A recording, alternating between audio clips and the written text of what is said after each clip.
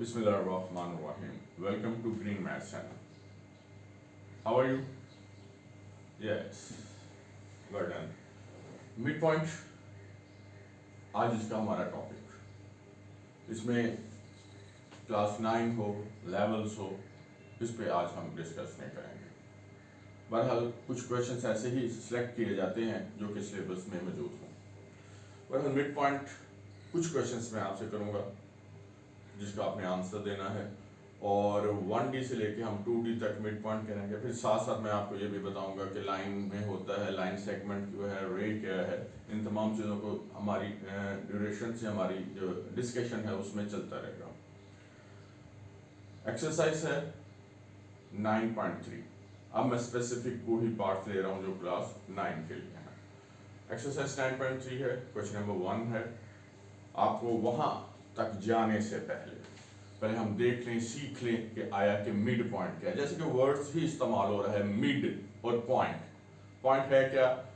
ये दो लाइंस का इंटरसेक्शन होता है। फर्ज करो ये लाइन है जिसका कोई एंड पॉइंट नहीं है, और ये भी लाइन है। इन दोनों का इंटरसेक्शन जो है, पॉइंट ऑफ इंटरसेक्शन, दोनों के intersection, that is said to be a point. अब पॉइंट में आना है तो फिर डेफिनेटली कुछ ना कुछ वर्डिंग जो मैं यूज करना हूँ या मैं बताना चाह रहा हूँ उसको गौर से सुनिएगा।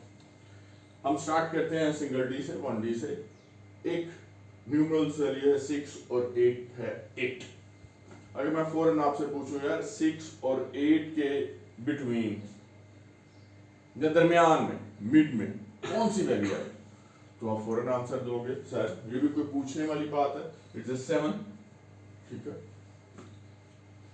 फिर सेकंड में कहूं कि अगर -10 और 10 के बिटवीन कौन सी वैल्यू आएगी, यहाँ से फिर थोड़ा सा सोचना पड़ेगा, लेकिन हो सकता है कि 5, 10 to 20% मुझे ये आंसर मिल जाए। सर -10 और 10 डायरेक्शंस के लिहाज से तो आंसर मिल सकता है मुझे, इट्स अ 0। ठीक हो गया, पता लग गया जनाब, मुझे आपको आता है, मैं सिर्फ अपनी करेक्शन चाहता था। अगर मैं ये कहता हूं कि इस किस रूल के तहत आपका आंसर 7 आया और किस रूल के तहत आपका आंसर 0 आया, तो शायद और परसेंटेज जो है वो फॉल कर जाए आंसर देने में।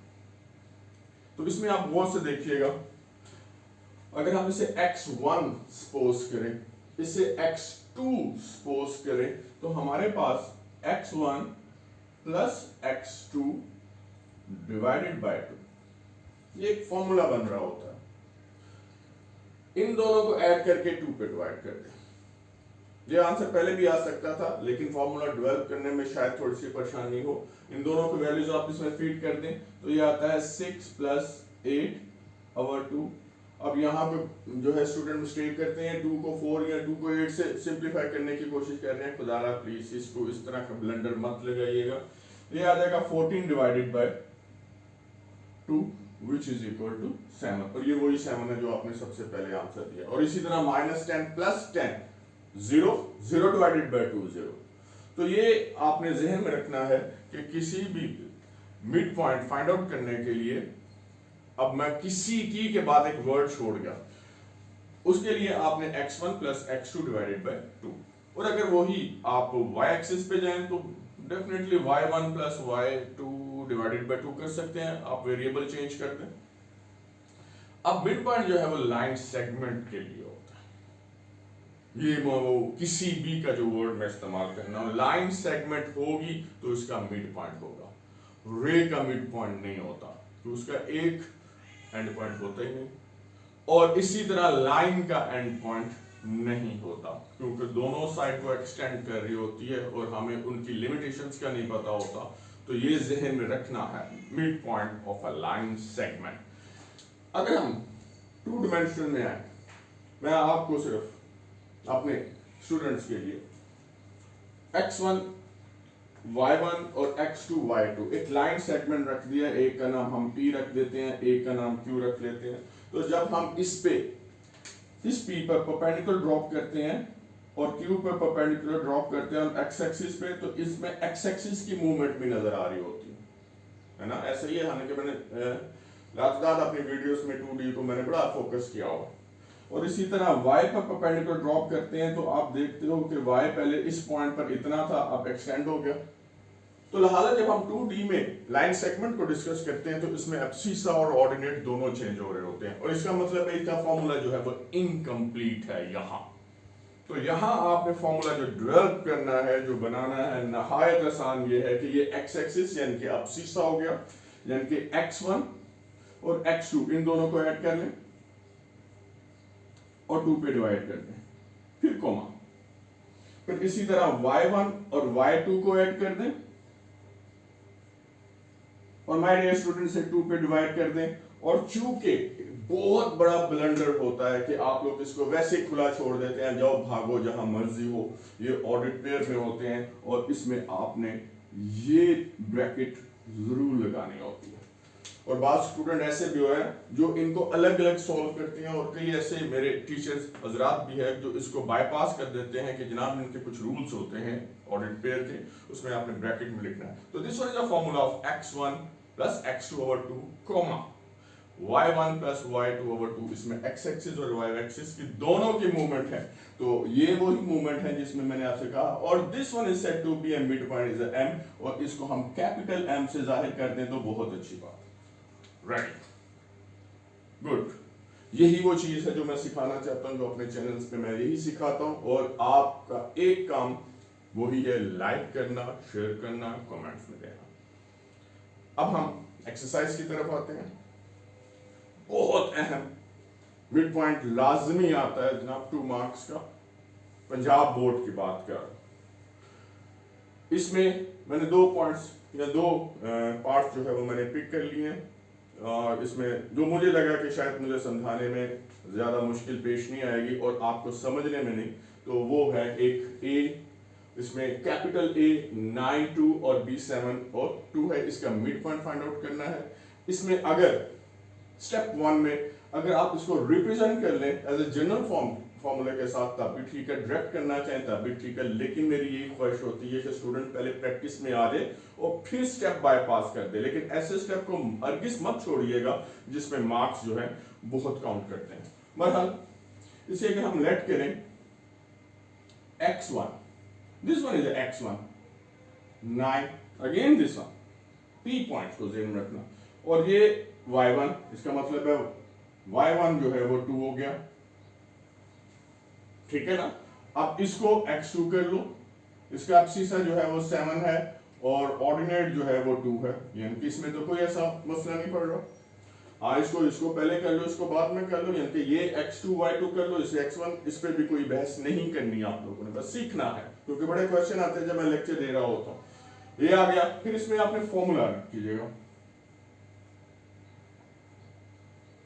फॉर्मूला ये याद रखना, और इसी तरह ऑडिट पेयर में लगाना है आपने x1 plus x2 divided by 2, y1 y2 divided by 2 in audit pair represent a capital M, M stand for the mid point. अब इसमें वैल्यू फीड कर दें, x1 9 प्लस x2, इसी सीक्वेंस में जाए, this one is x2 7 divide 2, y1 2, y2 again a 2 divide 2, m equal to 16 divided by 2 and 4 divide by 2। और इसको my dear student बहुत अच्छा लग रहा होता है कि हम इसे 8 and 2, this one is a mid point. Clear हो गया? तो नहायत आसान हो गया कि आपने इसे सपोज भी कर लिया, फॉर्मूले में फीड भी कर लिया। नेक्स्ट भी इसी तरह आपने प्रेजेंट करना है।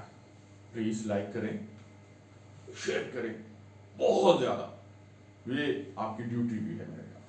नेक्स्ट पहले इसी तरह आपने सपोज करना है, लेट x1 इक्वल टू, जैसे हवाले आने चाहिए यहां तक, 3y1 minus 11, good, x2 3y2 minus 4। मुझे पता है ये वाली आवाज भी आई है सर, हमें आ गया है, मुझे पता लग रहा है, लेकिन इसमें चूंकि नेगेटिव वैल्यूज है तो मैंने ये देखना है कि आप इसको किस तरह हैंडल करना है आपने। नो फॉर्मूला फॉर्मूला भी याद कर लीजिएगा please. Yes, capital M x1 plus x2 good divide two y1 plus y2 divide 2 in a ordered pair and put all the values in it।